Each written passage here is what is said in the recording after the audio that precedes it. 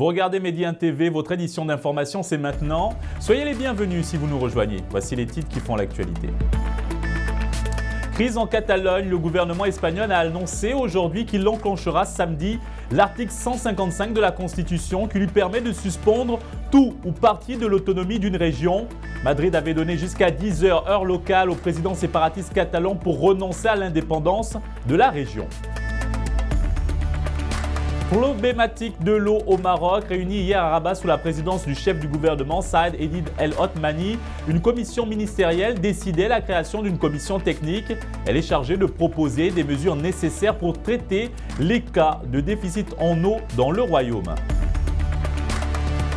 Et nous irons en Côte d'Ivoire à Abidjan où la conférence des premières dames de l'Afrique de l'Ouest et du Sahel s'est achevée hier. Après 2 jours de discussion, un projet sur l'autonomisation des femmes baptisé Suède a également été lancé lors de ces rencontres. Soyez les bienvenus sur Medi 1 TV. Crise en Catalogne, le gouvernement espagnol a annoncé aujourd'hui qu'il enclenchera samedi l'article 155 de la Constitution qui lui permet donc de suspendre tout ou partie de l'autonomie d'une région.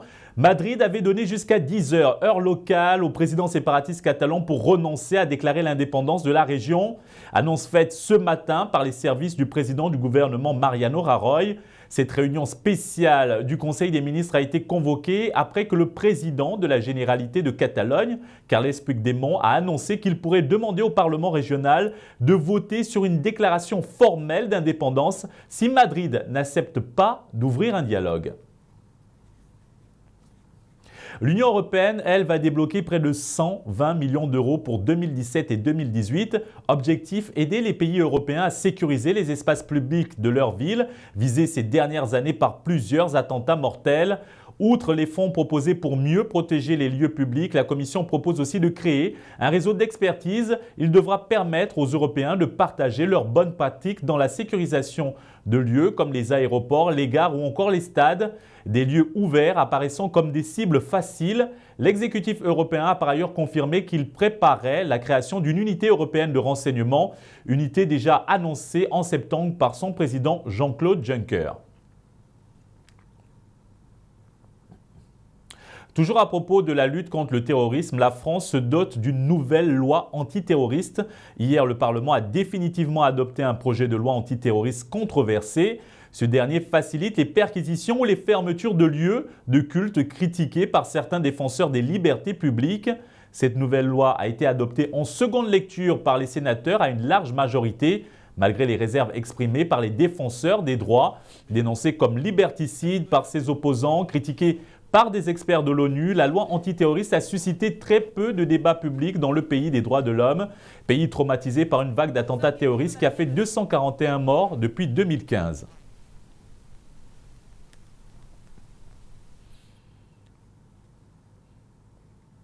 Washington maintient la pression sur Téhéran. Hier, l'ambassadrice américaine à l'ONU a appelé le Conseil de sécurité à se joindre à la nouvelle approche des États-Unis sur l'Iran. Nikki Haley a choisi une réunion mensuelle du Conseil de sécurité sur le Proche-Orient et le conflit israélo-palestinien pour défendre la décision prise vendredi par le président Donald Trump de ne pas certifier que Téhéran applique l'accord nucléaire international de 2015. L'ambassadrice américaine déclare, je cite, « Les États-Unis sont engagés dans un processus qui tente de traiter tous les aspects de la conduite destructrice iranienne. Il est capital que la communauté internationale en fasse de même. » Fin de citation. En échange d'une levée progressive de sanctions contre Téhéran, l'accord vise à confirmer que les activités nucléaires iraniennes n'ont qu'une vocation pacifique sans permettre à l'Iran de se doter de l'arme atomique. Its repeated ballistic missile launches, including the launch this summer of Au Maroc, à présent, une commission ministérielle réunie hier à Rabat a décidé la création d'une commission technique, une commission chargée de proposer des mesures nécessaires pour traiter les cas de déficit en eau. Elle s'est réunie sous la présidence du chef du gouvernement, Saad Eddine El Othmani. Dans le détail, elle doit non seulement énumérer les cas de déficit en eau, mais aussi accélérer les investissements en matière d'eau potable et d'eau d'irrigation. Saad Eddine El Othmani a évoqué la mobilisation des différents services afin de se pencher sur les problèmes relevés dans plusieurs régions du royaume. Plus de détails maintenant avec ce reportage de Saïd Khan et Bart Sektaroui avec le récit de Férouz Bentaleb. La hausse des températures et la diminution des pluies. Une situation qui a créé un manque dans les réserves d'eau au Maroc. Le gouvernement, conformément aux hautes orientations royales, a décidé la création d'une commission technique qui se chargera de l'examen de la problématique du déficit en eau dans les zones rurales et montagneuses. Une commission technique est créée dont le rôle est d'établir les projets à réaliser d'urgence afin d'accélérer la cadence de l'investissement au niveau de l'infrastructure hydraulique. Des mesures d'urgence auxquelles ont contribué plusieurs départements, tels que le département de l'Intérieur, de l'Agriculture ou encore de la Logistique et de l'eau. Et conformément à ces mesures, seront fixées les priorités des projets à mettre sur pied d'urgence ou sur le moyen terme. Évidemment, il y aura des mesures à caractère institutionnel qui accompagneront ces mesures, qu'elles soient urgentes ou stratégiques, sur le moyen terme. Des rapports internationaux ont fait écho dans le passé d'une pénurie d'eau à venir. C'est l'une des grandes problématiques de ce contexte de changement climatique. Il est à noter que le Maroc a réussi, depuis les années 70, à bâtir un modèle efficient de gestion de l'eau, capable de répondre aux besoins futurs sur le moyen et le long terme. Restons au Maroc, mais cette fois, allons à Casablanca pour s'intéresser au Aerospace Meeting Casablanca. Cette convention d'affaires internationale pour les industries aéronautiques et spatiales accueille cette année 100 entreprises marocaines et 150 entreprises étrangères provenant de 17 pays. Reportage Marwa Benalima. Ici, l'ensemble des grappes de sous-traitance et fournisseurs de services internationaux se rencontrent. L'Aerospace Meetings Casablanca permet de développer les relations d'affaires entre les industriels de l'aéronautique. La forte présence des industriels français et canadiens atteste des divers atouts que le Royaume présente. Le secteur aéronautique marocain séduit les investisseurs nationaux comme étrangers.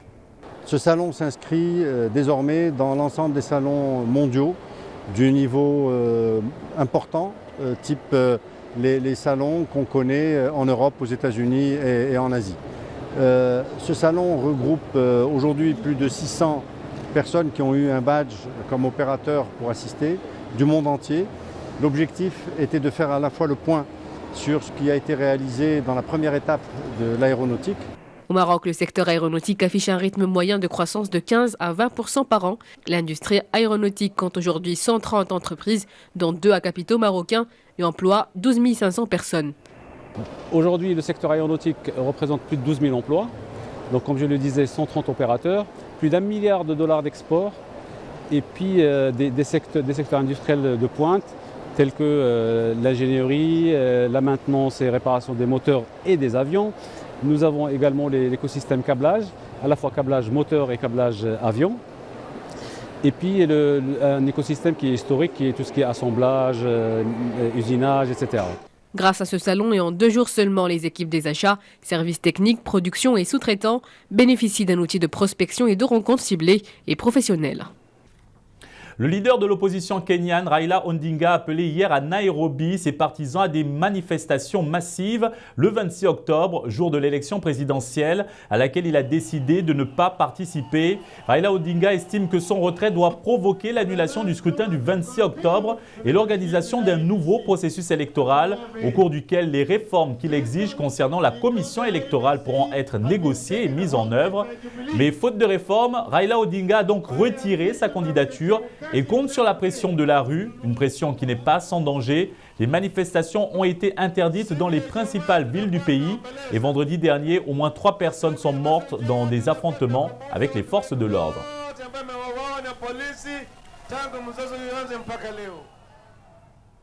Au moins 4 personnes ont été tuées par balle hier au cours d'affrontements entre manifestants et forces de l'ordre dans les 2 principales villes du Togo.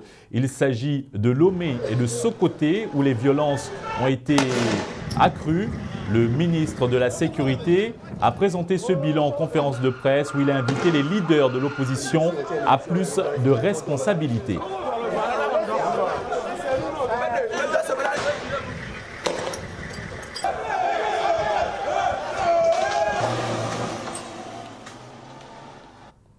La conférence des premières dames de l'Afrique de l'Ouest et du Sahel s'est achevée hier à Abidjan, en Côte d'Ivoire. Après 2 jours de discussion, lors de ces rencontres, un projet sur l'autonomisation des femmes baptisé Suède a également été lancé. Compte rendu, Famadion. Les premières dames présentes à Abidjan ont toutes pris l'engagement de mutualiser leurs efforts pour faire face à la traite, à la violence sur toutes ses formes exercées sur les femmes et sur les enfants, raison pour laquelle elles ont toutes apposé leur signature dans le communiqué final. Rappelons que ce 2e jour a été l'occasion de lancer le projet Suite qui signifie autonomisation des femmes et dividendes démographiques. Une initiative régionale qui implique 6 pays de l'Afrique de l'Ouest et du Centre. Ce projet vise à renforcer le niveau d'autonomisation des femmes et des adolescentes en vue d'accélérer la transition démographique dans la région. Ainsi, les premières dames du Burkina Faso, de la Côte d'Ivoire, de la Mauritanie, du Mali, du Niger et du Tchad ont toutes pris l'engagement d'aider les femmes car la mortalité maternelle est encore élevée en Afrique de l'Ouest et du Centre selon la Banque mondiale. Et avant de clore ce journal, parlons du ballon rond sur le continent avec la 6e CAN de Maracana qui se déroule au Mali jusqu'au 20 octobre. La compétition qui a démarré le 16 octobre met aux prises les pays participants dans les catégories des vétérans et des seniors. Cette année, le Canada y prend part. Notre correspondant à Bamako, Mohamed Danyoko, a suivi pour vous les premières rencontres. Reportage.